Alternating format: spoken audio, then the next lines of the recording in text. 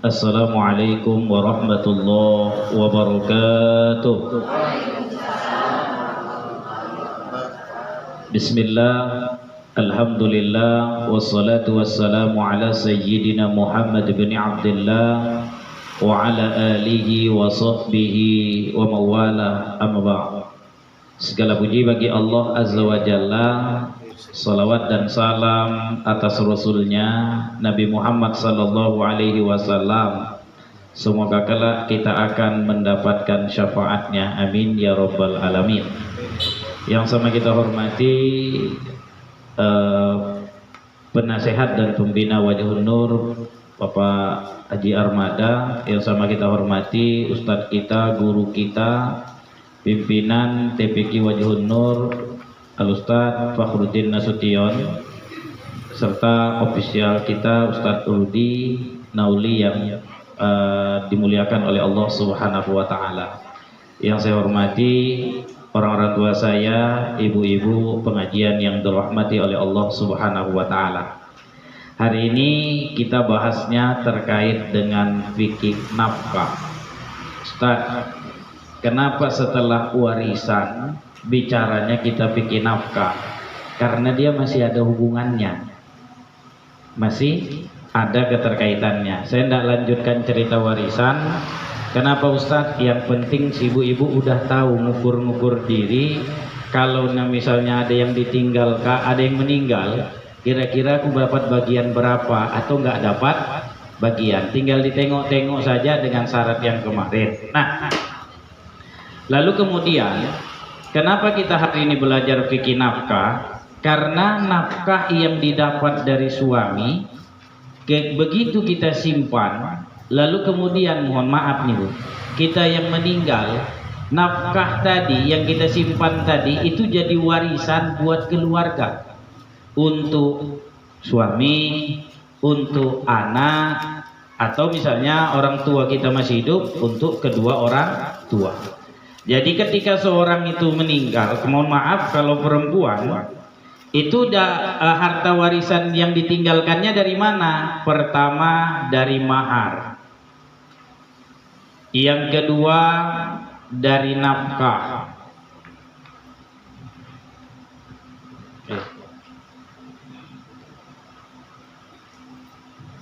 dari nafkah, yang ketiga dari hadiah, yang keempat warisan orang tua. Nah, inilah yang kita dapat kalau sekiranya inilah yang kita tinggalkan buat ibu-ibu kalau meninggal. Harta warisannya dari mana? Dari sini, sini, sini. Nah, hari ini kita bahas yang ini, nafkah. Berbicara tentang nafkah, nyaris orang di Indonesia kalau nikah belum jarang itu diajarkan terkait fikih nafkah. Yang diajarkan kalau nikah cerita rukun nikahnya aja, rukun nikah, syarat nikah, kemudian cerinya pun cuma dikasih tahu ya, kalau diceraikan suamimu talak 1 talak 2 masih bisa balik, kalau talak 3 suruh kawin lagi. Istrinya yang kawin, suaminya enggak. Nah, jangan dipahami oh jadi Ustadz harus dua-dua kawin. Enggak, yang kena hukum laki-laki Bu. Kenapa? Karena yang mulut lancip mengeluarkan talak itu laki-laki. Perempuan beribu kali dia bilang talak, enggak, kuceraikan kau bang, enggak jatuh-jatuh itu. Sampai kiamat tiap hari bilang kuceraikan kau bang, enggak jatuh-jatuh itu. Tapi kalau laki-laki itu berbahaya. Nah, maka kita akan bahas terkait dengan fikih nafkah. Nah, nafkah itu apa? Jadi nafkah itu seperti yang ada di kertas ibu-ibu, itu nafkah ya. Nafkah yumfiku nafkotan, wa nafkotan artinya adalah menunaikan sesuatu, menunaikan sesuatu. Secara istilah,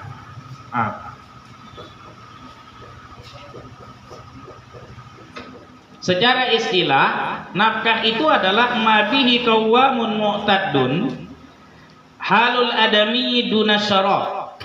Yang dinamakan nafkah itu adalah sesuatu yang bisa dan biasa, ya, sesuatu yang bisa dan biasa menjadi penopang seorang manusia tanpa ada unsur berlebih-lebihan.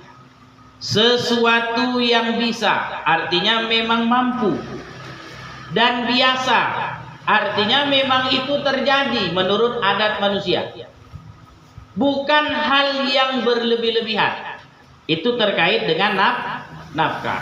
Kita bahas sesuatu yang bisa dan biasa. Umumnya kalau orang nikah, kita bicara nikah dulu. Kalau orang nikah yang bisa dan biasa itu apa? Pertama, terkait dengan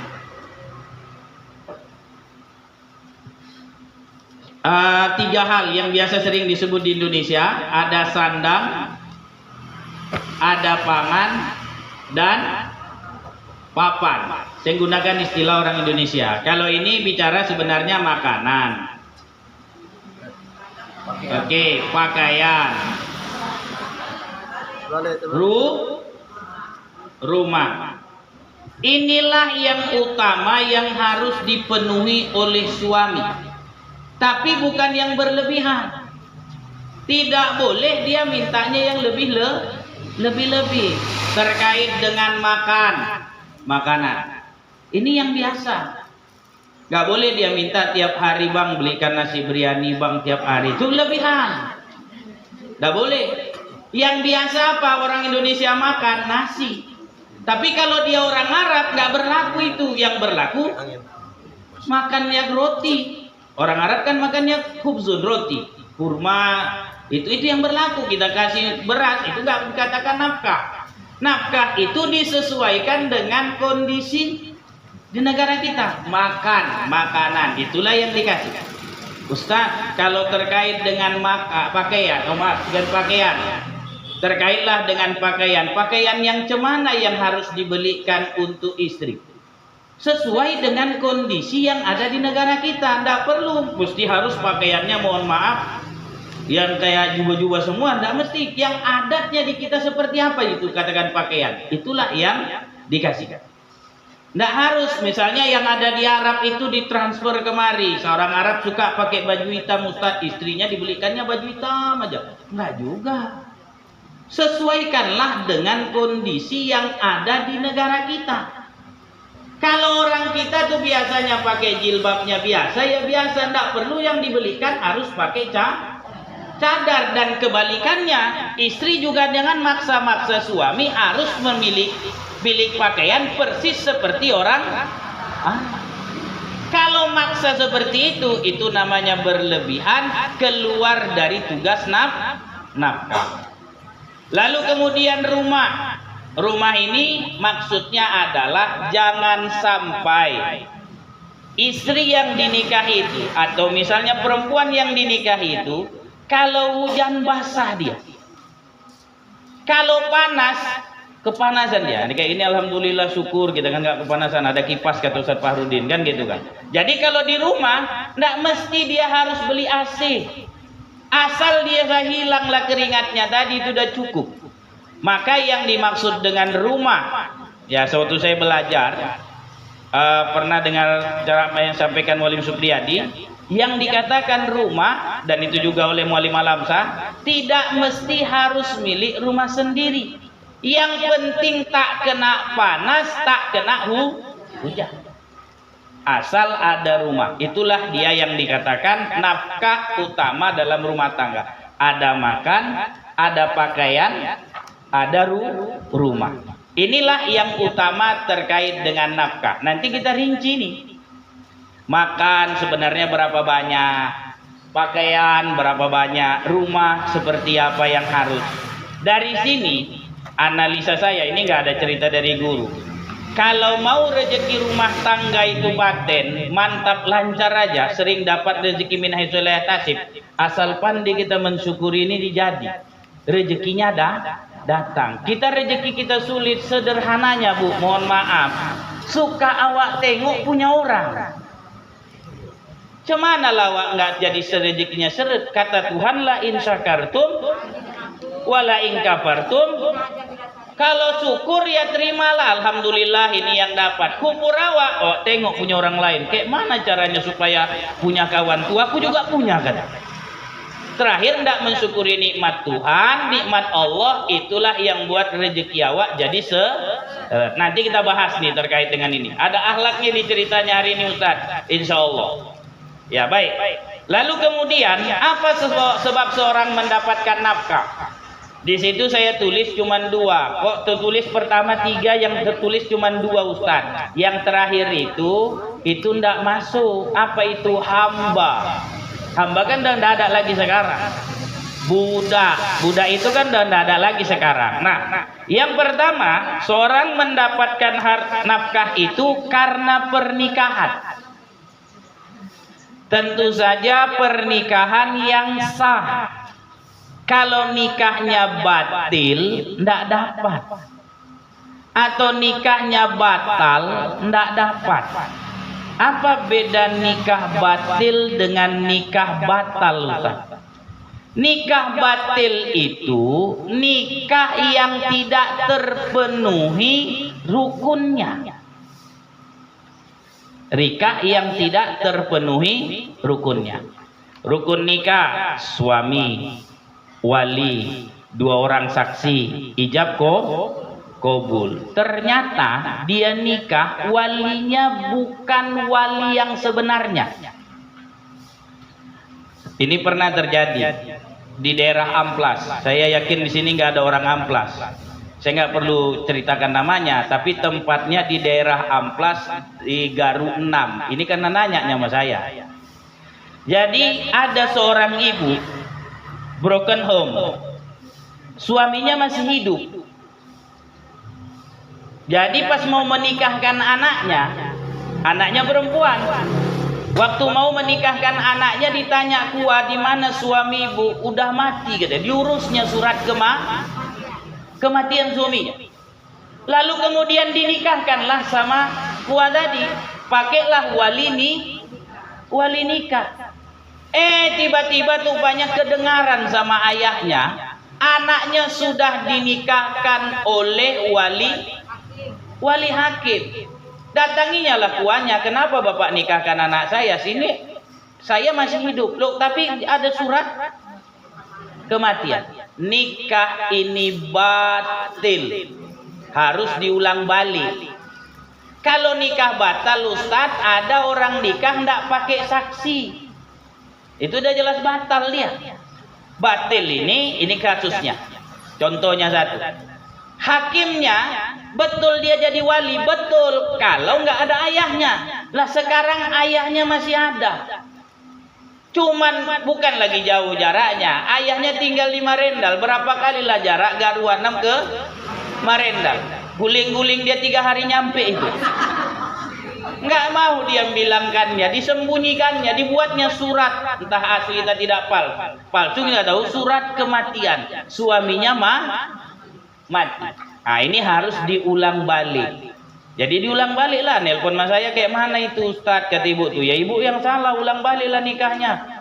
Tapi buat pesta lagi nggak perlu, saya bilang. Datang aja ke gua, panggil bapaknya, nikahkan balik di situ sah. Ustadz bagaimana? Mohon maaf, hubungan yang dilakukan oleh anaknya. Kalau anaknya tahu itu berdosa, zina namanya. Kalau ndak tahu, yang nanggung dosa berarti mamanya. Nah, baik. Oke. Ini kan Indonesia kan gitu, gampang dibuat, buat surat mati, suami minta di mana dimatikannya kan, bukan mati kan gitu ya. Nah, baik. Jadi pernikahannya harus nikah yang sah. Nah, nikah yang batil itu seperti apa lagi Ustadz? Kalau walinya fasik atau saksinya fasik. Saksi fasik itu bagaimana Ustadz? Kadang-kadang saksinya tadi ini tidak sholat, demi prestasi dipakai dia. Kenapa? Oh maklumlah Ustadz, ini ada keluarga pejabat negara Ustadz, ya sebagai prestise kan biasa dipakai orang, Pak. Prestise dia dibuat seperti ini. Kenapa? Supaya agak lebih keren, karena yang sana ngundangnya ketua MUI. Masa kita di sini saksinya cuman biasa-biasa, harus kita cari yang setara dengan itu.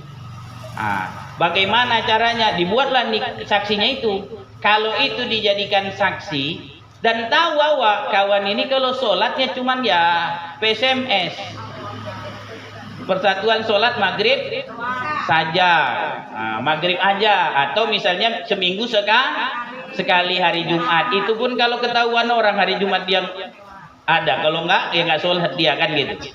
Ini kan nggak bisa jadi saksi. Nah, ini nikahnya bisa berbahaya. Maka bagaimana solusinya? Karena ini menjaga prestise, harusnya dibuat dulu nikah secara agama yang utama, baru besok dibuat pakai yang resmi. Istilah orang sini namanya dibuat dulu nikah sirinya, baru kemudian besok nikah agamanya. Nggak usah jauh-jauh, itu pengalaman abang saya, Bu. Abang saya waktu itu nikah dengan istrinya yang pertama, tapi udah selesai, nikah lagi yang kedua, enggak, itu lagi saksinya. Waktu nikah yang pertama, prestise, karena kebetulan yang dari sana itu saksinya kepala Gubernur Bank Indonesia dari perempuan. Demi menjaga prestise dibawalah abang kami yang anggota MPR.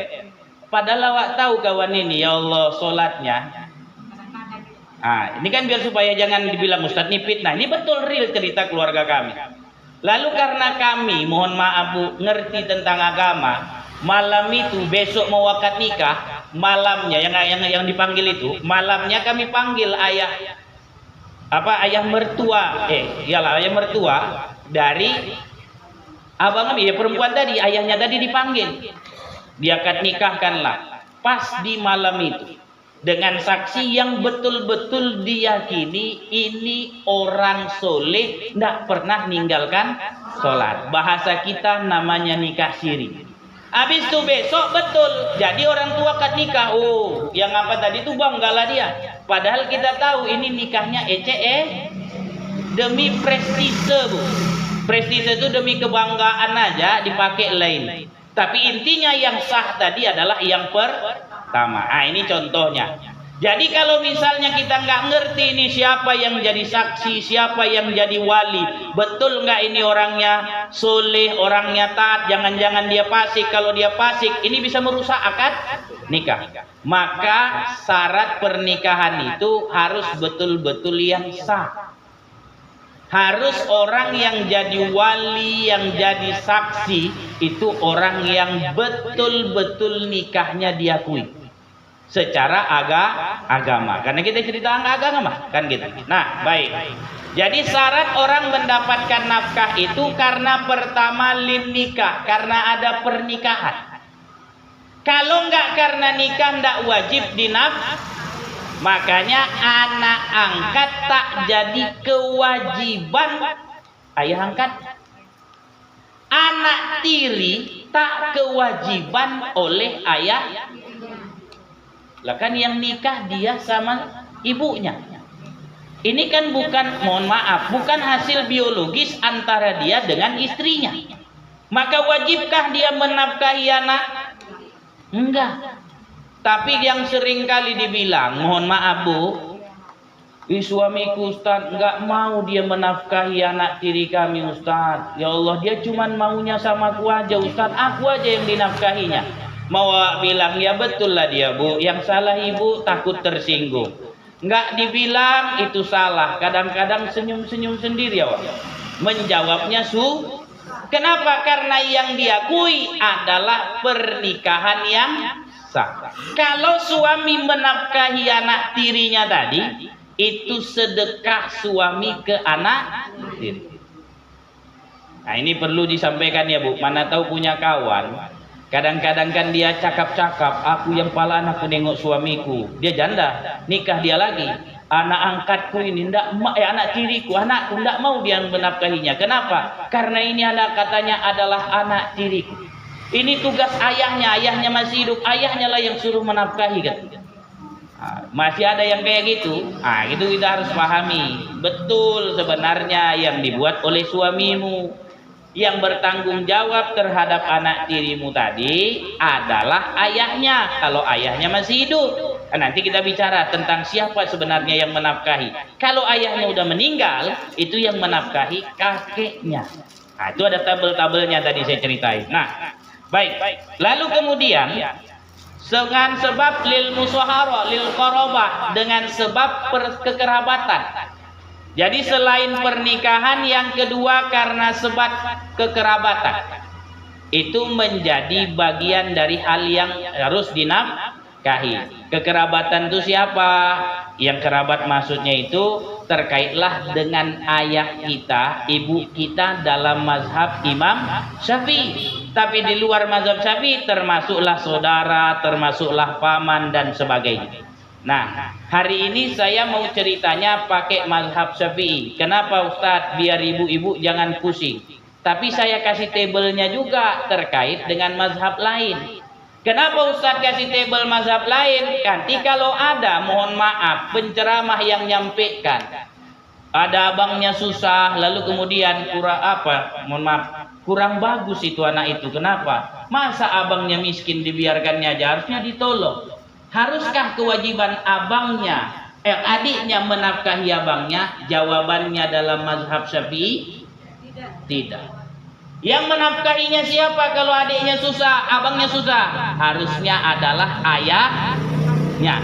Kalau ayahnya nggak ada, adiknya mau menafkahinya, itu berarti sedekah adiknya ke abangnya, bukan itu kewajibannya. Ya Bu. Sekarang banyak kita itu memahami fikih pakai perasaan. Bukan cerita terkait dengan tuntunan yang diajarkan ulama. Saya tidak bilang, kenapa Ustaz nggak bilang tuntunan Al-Quran dan Sunnah? Saya yakin semua kita ini tidak ada yang hafal Quran. Hafal pun Quran, ketemu ayat paradok, nggak pandai awak menyatukannya. Terakhir pusing sendiri kepala awak. Ketemu hadis awak rupanya yang ada di sini, di hadis yang lain ada lagi, menyatukannya nggak pandai. Yang ngerti tentang ilmu itu adalah ulama. Maka kita ikuti alur ulama seperti apa ngajarkannya. Baik. Kita bahas tabelnya, Bu. Ada istilah usul, ada furu, ada hawasi. Usul itu adalah ayah, ibu, kakek, nenek. Itu dia, namanya usul. Usul itu ke atas. Ada namanya furu. Furu itu anak, cucu. Habis cucu, cicit, dan terusnya lah ke bawah. Ada yang termasuk hawasi. Hawasi itu samping-samping. Jadi kalau dia dibuatkan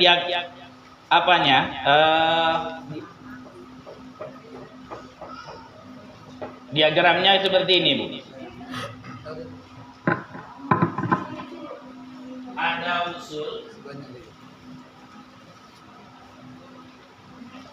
ada furu, ini yang namanya hawasi. Kalau usul ini ayah, ibu, kakek, nenek. Kalau furu ini anak, cucu, cicit. Habis cicit apa lagi? Udah lah ya, yang lagi lah. Jangan dia berjalan dia punya di bawah cicit lagi sekarang. Kalau ini bisa saudara kandung, saudara seayah, saudara seibu. Ini bisa paman, bibi. Inilah dia gambarannya. Itu dari ayah, ini dari ayah, dari ibu, misalnya ayah, ibu untuk paman kandung dan seterusnya lah. Anaknya masuk kemari. Nah, ini juga anaknya masuk kemari. Nah, dalam mazhab Imam Syafi'i, saya ceritain dalam mazhab Imam Syafi'i. Konteks kita yang pertama. Dalam mazhab Imam Syafi'i terkait nafkah, cuman ini aja yang punya urusan. Ini kemari, ini ke sini. Yang ini tidak jadi urusannya sebenarnya dalam mazhab Syafi'i. Maka kalau misalnya ada seorang anak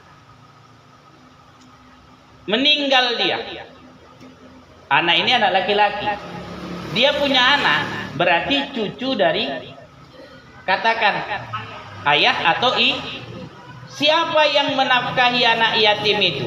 Bukan mamanya, tapi adalah ayah ibunya.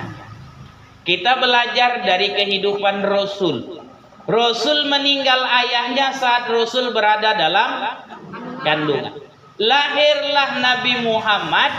Siapa yang menafkahi Nabi Muhammad? Bukan Aminah, tapi adalah kakeknya Abdul Muthalib. Abdul Muthalib lah yang menafkahkannya. Maka kenapa Nabi Muhammad disusukan kepada Halimatus Sa'diyah dan Suwaibatul? Karena kakeknya bertanggung jawab. Nah, walaupun dalam kajian sejarah sering disebut karena Halimah dan Suwaibah berada tinggal di daerah pedesaan, bahasa Arabnya lebih bagus. Itu cerita hikmahnya.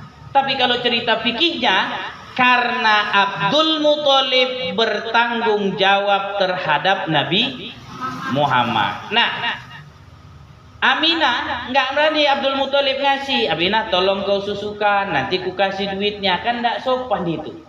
Akhirnya itulah dicari ibu susu. Setelah Aminah meninggal, baru Abdul Muthalib meninggal, barulah pamannya Abu Thalib bertanggung. Karena sudah ndak ada kakeknya, ndak ada lagi, akhirnya pamannya lah yang bertanggung jawab. Andai kata Abdul Muthalib tetap terus hidup, belum tentu itu Abu Thalib akan mengurus Nabi Muhammad. Kenapa? Karena inilah yang diatur dalam sejarah dan sesuai dengan ajaran agama. Nah, lalu kemudian ini dalam mazhab Syafi'i, Bu. Kalau dalam mazhab yang lain baru berbeda. Saudara laki-laki kalau dalam mazhab Hanafi itu bisa menjadi tanggung jawab kita. Saya laki-laki nih, ada di awak susah atau abang awak susah, awak nafkahi abang awak itu. Dalam mazhab Syafi'i ini hukumnya adalah sunnah, ndak tapi dalam mazhab lain itu wajib. Saudara perempuan awak susah, itu bukan kewajiban kita, tapi sunnah buat kita untuk menafkahi. Cuman yang sering terjadi di lapangan di kita, kok hidupnya susah kali, kok susah kali hidup kau, abang kau sukses, lalu dibilangnya cemana lah, abangku tak punya perasaan dia, padahal aku adalah orang yang dinafkahinya. Bukan, bilang kau bukan nafkah dari abangmu, yang menafkahimu itu adalah ayahmu. Ayah masih ada enggak? Ada. Harta ayah itulah mestinya dia jual untuk menafkahi anaknya yang susah. Itulah dia sebenarnya. Pertanyaannya lagi-lagi, Bu, ini karena mungkin kurang dipelajari atau belum sampai ilmunya. Kadang-kadang begitu susah ayah ibu ini ditahan-tahannya harta tadi. Harusnya ditengoknya anak susah, dia berikan itu. Walau aku diapan ayat itu, lau taraku wal fim zurriyatan diapan khofu alaihim, itu firman Allah. Jangan kau tinggalkan keluargamu itu dalam keadaan lemah. Ayat ini tidak dipahami dengan maksimal. Sering dipahami ayat ini kalau udah meninggal harus ada harta yang ditinggalkan, padahal harusnya belum pun dia meninggal, kalau ada anaknya yang susah, itulah yang dia bantu. Lagi-lagi ilmu ini yang nggak sampai mungkin atau tak pernah diajarkan, sehingga yang sering terjadi ya kalau anaknya susah biarkan aja lah susah kata ayahnya, biar belajar dia mandiri. Islam nggak ngajarin itu. Itulah yang terjadi, disuruh belajar mandiri, akhirnya dia ngutang sana ngutang sini pakai pinjol, udah kebelet kesusah baru mikir. Harusnya yang terjadi begitu dia susah dibantu, tapi tetap dengan aturan nafkahnya ya ditengok. Nanti kita lihat ukuran nafkah itu. Nah, baik. Kapan suami wajib menafkahi istrinya? Ini penting. Kalau dia sudah tinggal satu rumah, dalam pendapat mazhab Syafi'i, kalau dia sudah tinggal serumah dengan suaminya, Kalau belum tinggal serumah dalam mazhab Syafi'i tidak wajib dinafkah. Syaratnya harus tinggal serumah. Kenapa? Karena dalilnya belajar kepada Rasul. Rasul kapan menafkahi Aisyah? Saat sudah tinggal sama Rasul. Rasul kan nikahi Aisyah masih kecil. Artinya saat itu belum tinggal sama Rasul. Sehingga yang menafkahi Aisyah tetap Abu Bakar. Setelah Aisyah tinggal dengan Rasul, barulah Rasul menafkahinya. Ini buat ibu-ibu yang muda kenal dengan istilah ini.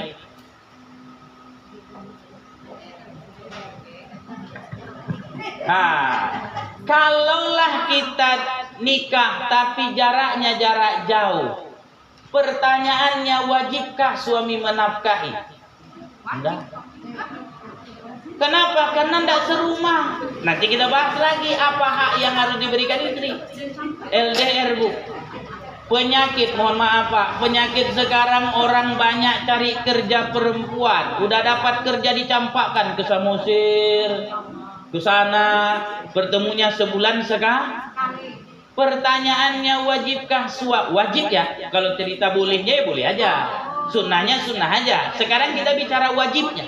Wajibkah suami ngasih nafkah sama istrinya? Katakanlah nggak usahlah tinggal di sana Ustaz, tinggalnya di Siantar. Tapi kalaupun mau pulang, nanggung Ustaz, dia kerja sampai Sabtu sore, pulang dia hari Minggu, Minggu balik lagi, capek kali katanya badannya. Jadi ngambilnya sebulan sekali. Wajibkah suami ngasih nafkah sama istrinya di Siantar? Enggak. Kenapa? Karena dia tidak tinggal satu. Oke, Bu. Paham, Bu? Nah, kita bahas kembali. Apa syarat istri mendapatkan nafkah? Ini habis ini banyak nih, saya kena serang nih. Saya yakin ini banyak pertanyaan. Baik, yang pertama, apa syarat istri mendapatkan nafkah? Yang pertama, dia dewasa. Yang kedua, dia menyerahkan dirinya. Mohon maaf, orang nikah itu jangan terlalu pragmatis mikirnya. Ngapain kau nikah? Biar aku dapat keluarga yang sakinah, hidupku tenang. Bukan. Nikah itu menyelamatkan kita dari hubungan seksual. Maka dikatakan dengan menikah sempurna agama. Kalau nggak nikah ganggu suami orang, ganggu laki-laki berdosa. Dengan menikah selamat, nggak perlu awak ganggu suami orang, nggak perlu ganggu anak laki-laki orang. Itu dia.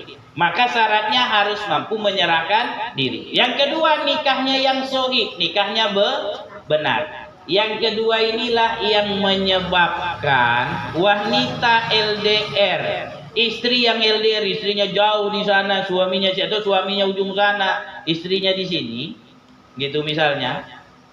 Inilah yang menyebabkan suami ndak wajib ngasih nafkah. Ingat ya, wajib, nggak wajib ngasih nafkah sama istri.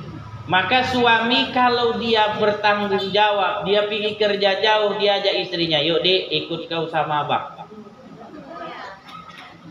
Jangan sampai, mohon maaf, kalau suaminya melakukan, mohon maaf, untuk menyelesaikan hasratnya melakukan yang haram, itu dosa suami luar biasa itu. Kenapa? Karena dia punya kuasa narik istrinya, ayo deh kau ikut sama abang.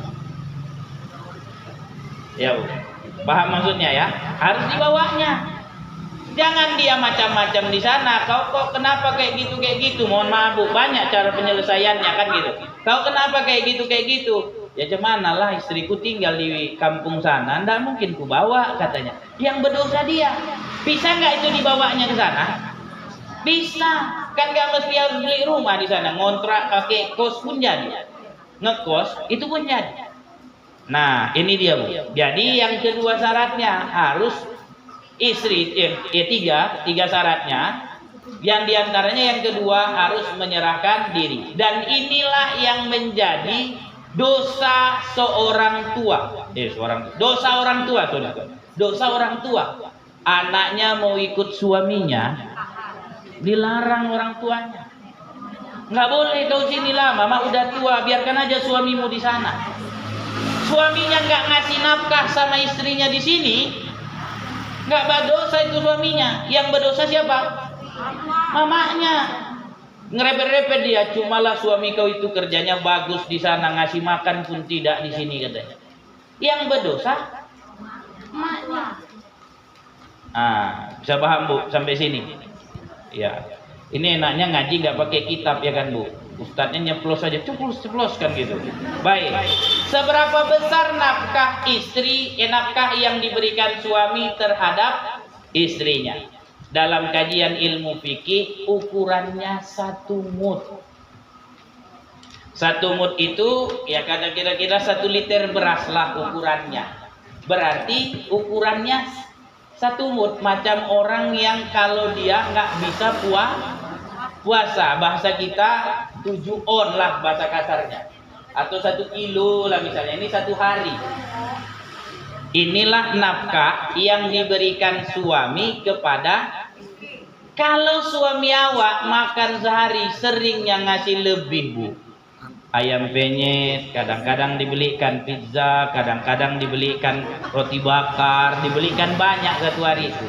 Harusnya awak bersyukur, alhamdulillah suamiku ada banyak rezeki. Tapi yang sering terjadi, mohon maaf, ini aja pun yang abang kasih katanya. Kufur nikmat awak itulah yang menyebabkan rezeki kita susah. Jangankan ibu, istri saya waktu saya ajarkan ini nolak dia. Enak kali segitu yang dikasih katanya. Saya bilang, ini aturan agama, saya bilang. Bukan saya yang menetapkan. Tapi begitu dia pintar mensyukurinya, awak pun jadi banyak rezeki. Tapi kalau misalnya segitu-segitu aja pun yang dikasih, segitu-segitu aja, dia kumupan, awak pun ngalami sama gitu. Kenapa? Karena rezeki rumah tangga itu kan 1 katanya. Rezeki orang berumah tangga itu 1 gabungan. Nah, ini di luar dari ajaran kita ya. Rezeki rumah tangga itu gabungan. Kalau yang 1 pintar syukur, yang 1 pintar syukur sama-sama, itulah yang banyak nambahnya. Tapi kalau 1 ndak pintar syukur, 1 pintar syukur, itulah yang rezekinya ndak bertambah. Nih, saya cuma ngasih tahu Bu. Jadi kalau mau ditengok-tengok Ustadz, berarti kami ini kaya Ustadz. Iya. Awak yang memiskinkan, menganggap rumah tangga awak susah.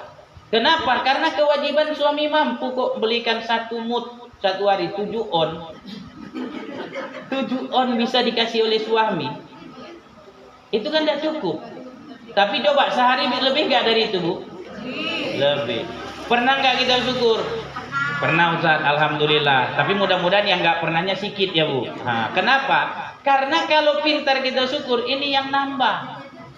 Jangan diceritakan, kakak enak lah sebulan dikasih abang untuk makan 5 juta. Aku kak 1 juta kak, ya Allah. Padahal 1 juta tadi kalau dibelikan beras,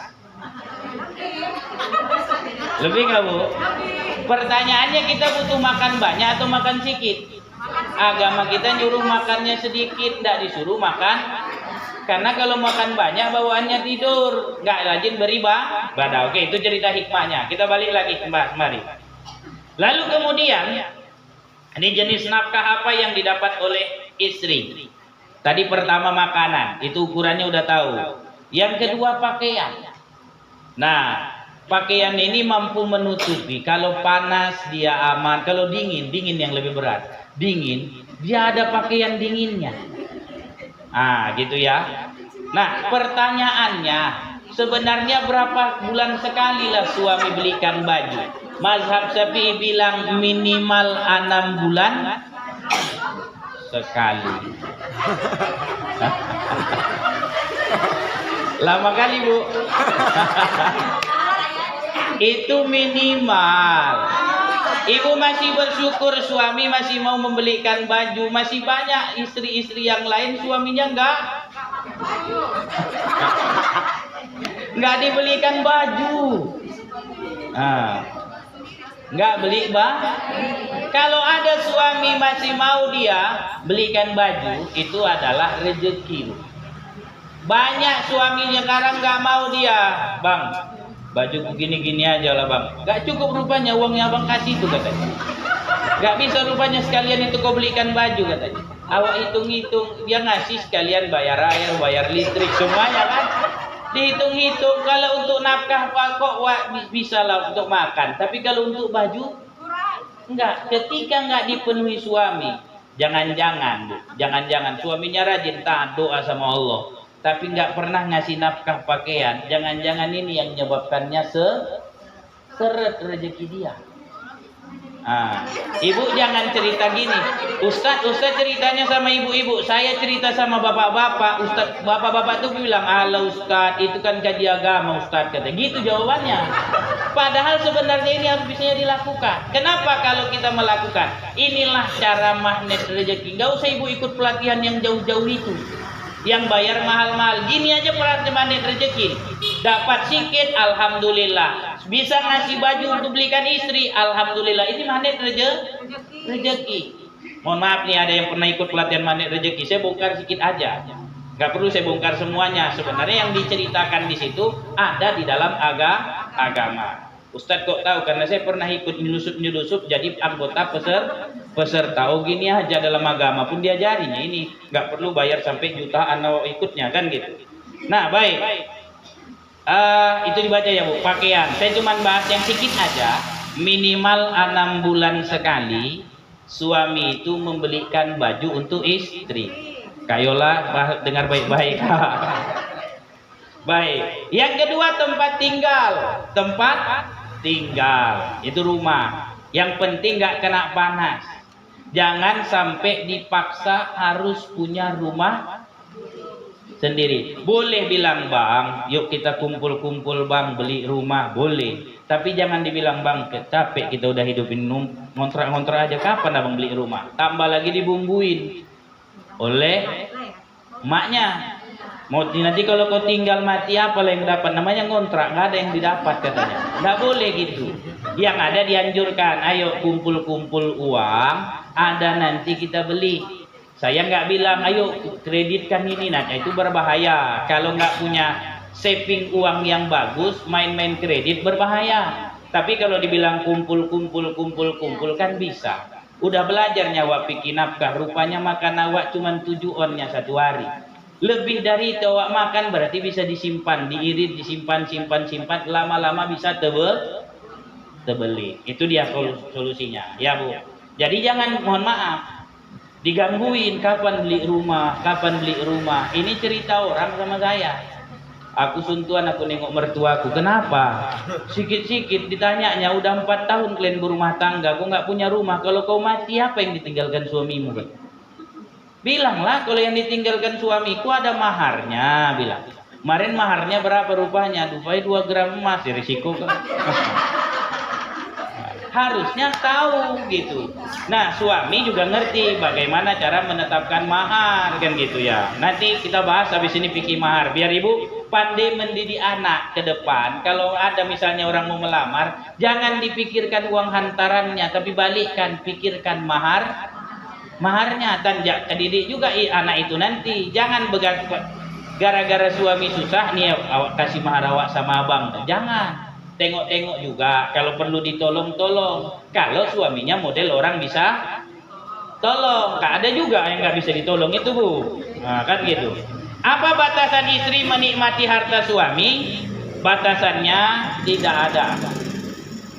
Harta yang dimiliki suami 100% milik suami. 100% milik suami. Kalau dia keluarkan, itulah yang dikasihnya nafkah untuk anak dan istrinya. Oke, untuk anak dan istrinya terkait sandang, pangan dan papan. Jadi kalau misalnya suami mau ngasih sama orang tuanya, boleh aja, nggak perlu permisi sama istrinya. Boleh. Boleh nggak istri? Karena duit suami itu banyak, habis dia kasih nafkah, bang belikanlah aku emas. Boleh minta. Minta yang paling bagus seorang istri adalah kepada suami. Bang belikanlah aku ini bang, aku ulang tahun, kira-kira hadiah apa yang dikasih? Boleh. Ya Bu. Kenapa? Karena di situ ada hadis nabinya, sebaik-baik sedekah itu adalah sedekah suami kepada istri. Ya itu dia. tangan dia sedekah itu dari orang yang ditanggung nafkahnya. Jadi ini yang harus disampaikan. Nah, jadi kalau mau sedekah jangan dulu yang di luar disedekahi, dalam dulu. Udah nyaman yang di dalam nih baru awak sedekah keluar. Nah, lalu kemudian wajibkah menantu menafkahi mertuanya? Jawabannya enggak. Tengok tabel tadi. Mertua tidak termasuk dalam kewajiban suami menafkahinya. Nah, tidak termasuk. Kalau mau menantu tadi ngasih sama mertuanya, itulah sedekah menantu kepada mertua. Lalu kemudian bolehkah istri memberi nafkah yang diterimanya kepada keluarganya? Jawabannya, harta istri 100% milik. Boleh aja dia ngasihnya. Misalnya dikasih suami. Berapa dikasih suami? 3 juta. Nih dek sekalian apa nih bang? Sekalian kau mau beli baju. Ada lebihnya ini bang. Misal bu. 3 juta, 5 juta. Pokoknya berapalah dikasih suami. Ada lebihnya ini bang. Udahlah kau ambil aja. Yang diambilnya tadi, boleh nggak dia kasih sama orang tuanya? Boleh, karena udah disuruh. Ambil aja untukmu. Itu harus berarti milik dia. Tapi etikanya tetap disampaikan. Bang, ini ada uang lebih. Kasihan mama bang, ada keperluannya. Boleh awak kasih? Boleh. Kecuali suaminya bilang, jangan kau kasih katanya. Nah itu harus ada lebih-lebihnya bu, supaya betul. Kalau dibilangnya jangan, nanti begitu awak susah, ini akan keluar. Ini bukan cerita agamanya, cerita adatnya. Kan ada kadang-kadang menantu nggak cocok sama mertua. Baik, lalu kemudian, nah ini dia. Jika sudah diberi nafkah, wajibkah istri memasak? Ini yang. Nah, yang menjadi hak harta istri itu kan mahar, nafkah, upah, raib. Setelah dia diceraikan, itu ada 3 bulan, 3 kali suci, itu masih dapat nafkah dari suaminya. Ini banyak ditinggalkan suami nih. Begitu dia ceraikan istrinya, lupa dia. Nafkahnya nggak dikasihnya. Harusnya itu tetap sampai istrinya mengalami 3 kali haid atau 3 kali suci. Nah, warisan. Sedangkan kewajiban istri adalah menyerahkan diri. Ini paham maksud menyerahkan diri ya? Istimta, senang-senang. Diberi pelajaran ketika nusus. Kalau membandal, jogal istrinya, itu suami wajib ngawi. Istrinya nggak mau dengar, istrinya berdosa. Minta izin kalau mau pergi, termasuk ibu kalau mau pergi pengajian. Kalau dibilang suami, bang pergi lawak pengajian bang. Semalam kau udah pengajian deh, hari ini kau pengajian deh. Kurasa kau suka sama ustadznya itu. Udah, kalau ku bilang nggak boleh kata suami, jangan pergi bu. Kenapa? Karena itu kewajiban istri. Sebenarnya mengaji itu kalau dilihat dari konteks Nabi tidak dianjurkan rutin-rutin. Mohon maaf ini Ustaz. Kalau hukum kita sampaikan, jangan awak mentan Ustaz biar banyak itu. Enggak, harus sampaikan. Kalau pengajian itu sebenarnya yang dianjurkan Nabi itu jangan tiap hari. Kenapa? Karena manusia punya rasa bosan. Seminggu sekali itu dianjurkan oleh Nabi. Sahabat pernah bertanya, ya Rasul, hari ini kita belajar dakwah, besok kita belajar lagi, kata Rasul, enggak. Tapi Nabi ngisi di tempat lain. Ada sahabat yang ikut, ditanyanya sama Nabi, ya Rasul, boleh aku ikut? Boleh, tapi jangan sering-sering karena nanti kau muak. Yang kedua, kalau zaman sekarang ustadznya banyak. Kalau Nabi dulu cuma 1. Banyak informasi belaga sana sini, apalagi tambah sekarang ada YouTube dan medianya. Ikut pengajian sini, ikut pengajian sana, lama-lama dia pun pusing. Nah kan gitu.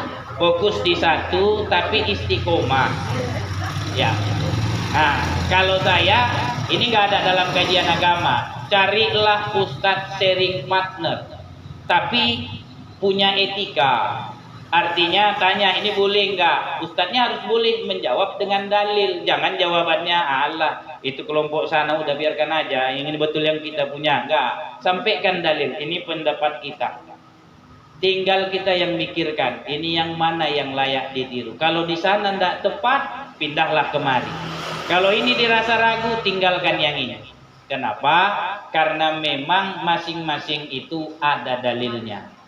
Jadi saya cuma menganjurkan kepada kita semua, silahkan mengaji. Kalau perempuan ada izin sama suami. Ustadz mengaji itu kan wajib. Pertanyaan saya, wajib itu berapa kali? Sekali. Ada nggak yang diistiqomahkan? Ada. Yang diistiqomahkan itulah yang wajib. Yang di luar dari itu, nah, kadang-kadang mohon maaf. Saya izin Pak, ada kadang-kadang ibu ini gara-gara yang datang dari luar sana, yang diterjemahkannya menjelaskan kawan, atau ada yang dari Jakarta datang, awak berjubel-jubel di situ. Sholat awak pun kadang tak beres dibuatnya. Ini jangan.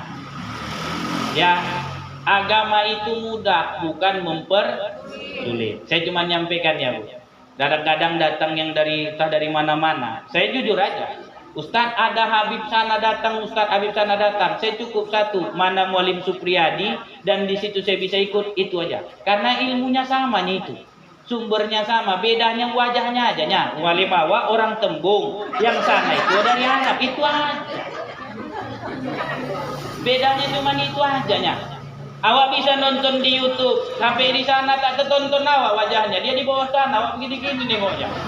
Mohon maaf Bu, mohon maaf ya. Saya cuma hanya menyampaikan kita harus bisa istiqomah. Lalu kemudian berkhidmah, melayani suami. Kita layani suami itu. Maksud melayani suami ini, kalau suami, mohon maaf nih Bu, pulang ada air minum, itu sedekah itu awak taruhkan untuk dia.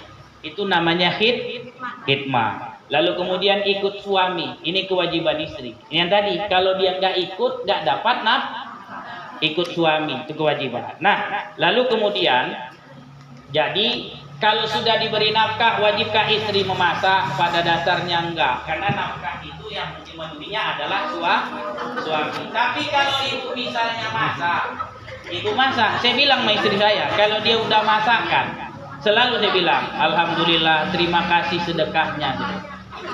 Cuman kadang-kadang kalau udah awak pandai masak, awak aja suruhnya. Nah, itu juga. Pandai awak masak. Saya 4 tahun di Mesir Bu, masak sendiri. Jadi ngerti saya masak. Jadi waktu dia kena COVID kemarin, sayalah yang masak di rumah. Begitu saya masak di rumah, agak ini dia, enakan masak nih. Dia manggil bapak, enak masak bapak dibanding ini, dibanding awak katanya kan. Segan. Tadi saya bilang, tetap kalau mau masak, masakkan. Cuman kalau dia mau dimasakkan juga, ya bolehlah kita masakkan, tapi lihat kondisi. Lebih sering nggak dimasakkan Bu. Daripada awak keganggu mau nyiapkan bahan, awak catering. Soal cari dulu tukang catering, beli, bayar, taruh ke rumah. Awak yang bayar. Nah, itu dia. Tapi kalau misalnya istri mau memasakkan untuk suami, itu sedekah. Maka pernah saya sampaikan di sini. Apa Ustadz bukti sedekah paling ikhlas? Ibu memasakkan suami. Tidak pernah kan ibu bilang, woi aku tadi habis masakkan gulai kambing untuk suamiku, itu sedekah kue. Nggak pernah. Tapi kalau sedekah subuh 10.000, 20.000, awak cakap-cakapkan itu. Aku hari ini ikut sedekah subuh 100.000 di sana. Padahal sedekah yang paten tadi itu simpan. Itulah yang ikhlas. Sedekah kepada suami. Ibu hidangkan teh manis, itu sedekah. Diminumnya, itu sedekah paling ikhlas. Maka kalau ada ajaran dalam ilmu tasawuf itu, kalau mau merayu Tuhan, ungkapkanlah sedekah yang ikhlas ini, yang nggak pernah awak sebutkan. Ya Allah, walaupun suamiku kayak gitu, misalnya, aku masih tetap memberikan dia ya Allah minuman teh manis ketika dia mau dia pulang kerja. Aku tetap ya Allah selalu menyiapkan bajunya dan sebagainya. Itu namanya transaksi dengan Allah. Kabulkan doaku ya Allah. Nah, itu dia cara doanya Bu. Itu yang ada di dalam kajian ilmu akhlak. kalau mau bertransaksi dengan Allah. Udah buat baik awak, tinggal laporkan. Lalu kemudian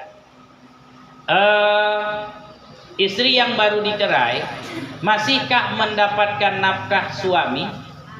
Jawabannya masih, sampai masa iddahnya selesai. Ini kadang-kadang udah dicerai betul-betul berantem, tak mau ngasih, itu nggak boleh. Sampai dia selesai dicerai baru dikasih. Kalau anak Ustadz sampai anak itu balik. Nanti penjelasan ini saya punya 13 terkait dengan ini. Ini ringkasannya.